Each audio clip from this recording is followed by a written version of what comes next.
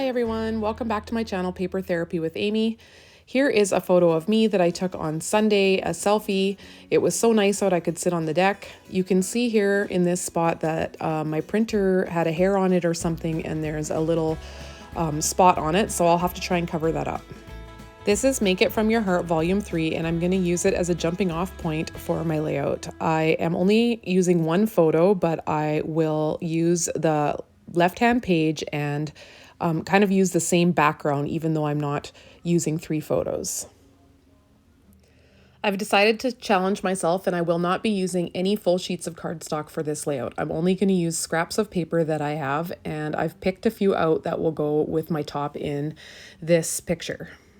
I got this accordion folder from the thrift store, and I use it to store my scraps. I have each color family labeled, and anytime I have a scrap, I put it in here unless it's quite large. The large ones I keep with my cardstock or in a separate envelope.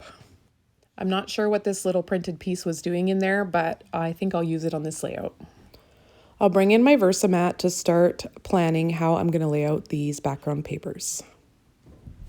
I'm just going to play with them, trying different things beside each other and seeing what I like. I did find that the plaid strip wasn't working for me, so I did not end up using that one in the layout.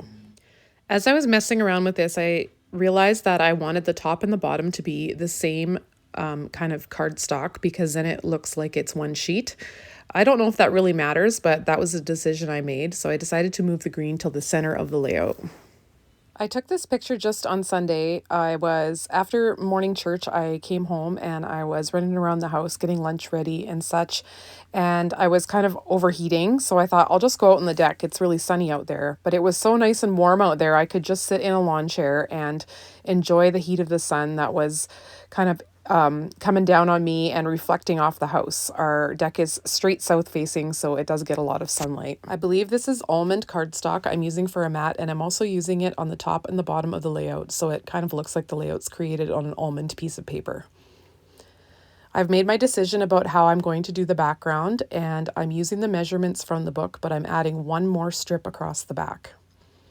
So the sketch shows that I have a 4-inch piece and a 3-inch piece, and I'm using also another piece that's a little smaller than 2 inches. That was a scrap that I had. The sketch shows these pieces as just being little pieces that tuck in underneath that mat, but obviously I can't do that because I'm creating a piece of paper with this, and I'll show you how I do that right away. I'm going to ink around every piece in espresso before I get started, and I'm going to attach them together with just a little edge that I have overlapping. Once I have those overlapped edges down, I'll reinforce the back with a piece of cardstock that I'm not going to use.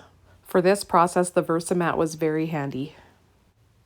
First, I ran tape runner along the whole edge that I wanted to be covered by the patterned paper. Then, as I had them positioned exactly where I wanted them, I placed the pattern paper down to hold them together.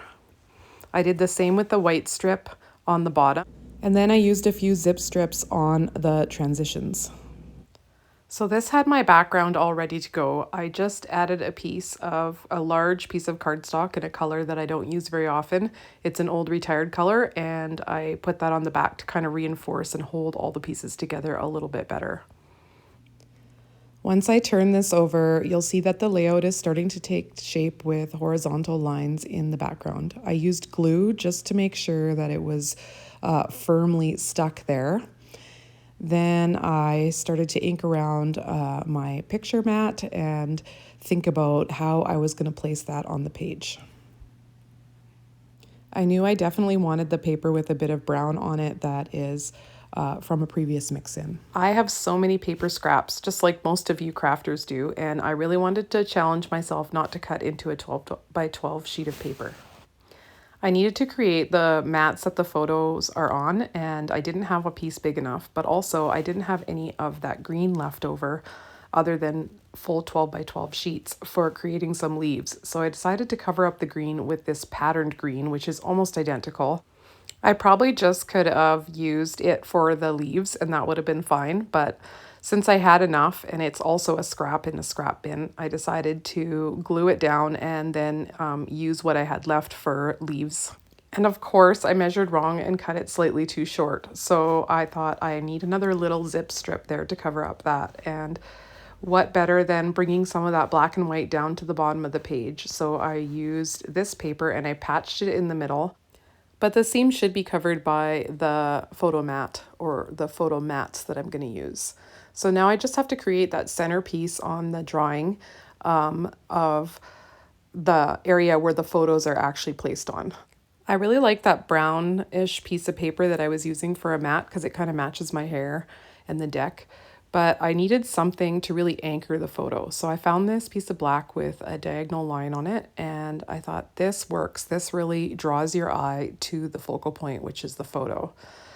But I didn't like it double matted that way, so I decided to flip the brownish paper so that they were just kind of crisscross matting.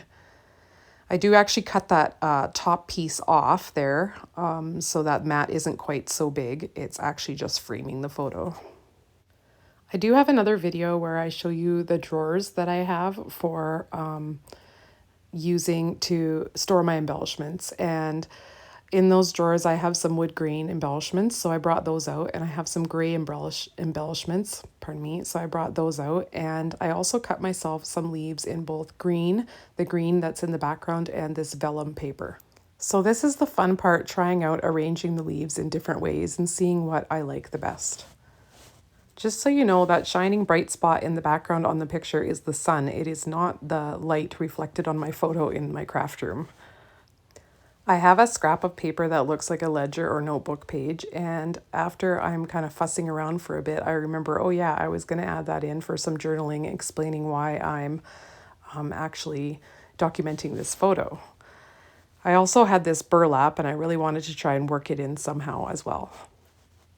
As I was rooting through my different embellishment drawers, I found the perfect title and some more little embellishments to bring in that gray charcoal color in the background and kind of bring it forward. And I really liked this word today for a title because that's all it is. It just was a sunny day today. And so I took a picture.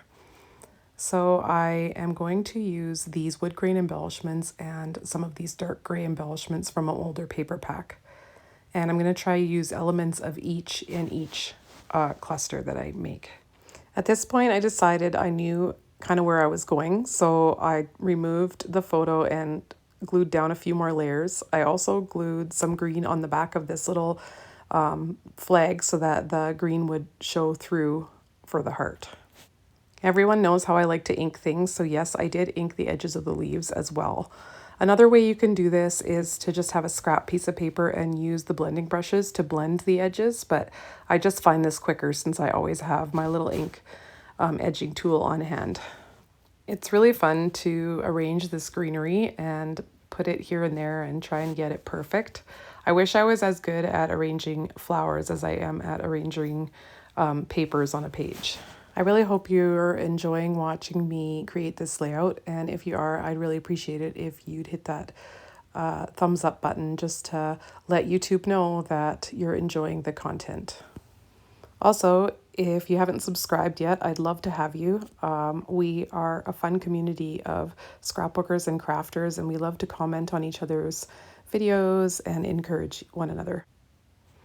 I ended up with that burlap tucked in behind the title, and the reason that actually is because I couldn't find a pop tape that was the same width as the layers that I had the left side of the title on. So the right side of the title was kind of sloping down, so I thought, well, what if I put this burlap underneath there, and then it'll be like a thicker base so the title can kind of lay flat. I'm definitely very visual when I'm creating a layout because I never know if I'm going to like something till I try it. I tried this little frame in that spot and I thought it looked so cute that I kind of rearranged things so I could tuck the frame in behind. I feel like I kept taking the leaves off and putting them back on. But since I've got the glue out now, I think I'm done dry fitting and I'm going to glue these pieces down permanently.